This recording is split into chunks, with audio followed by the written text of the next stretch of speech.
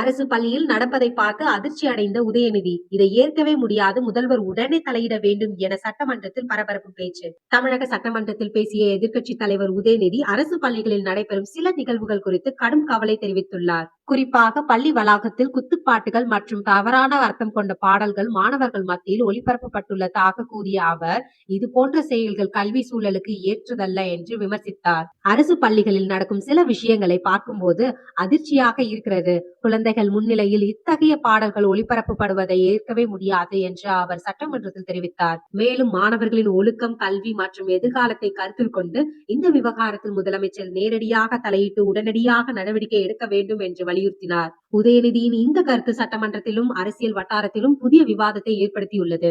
பள்ளியில் மாணவர்களுக்கு எந்த வகையான கலாச்சார நிகழ்ச்சிகள் நடத்தப்பட வேண்டும், அதற்கான வரம்புகள் என்ன என்ற கேள்விகளும் தற்போது எழுந்துள்ளன.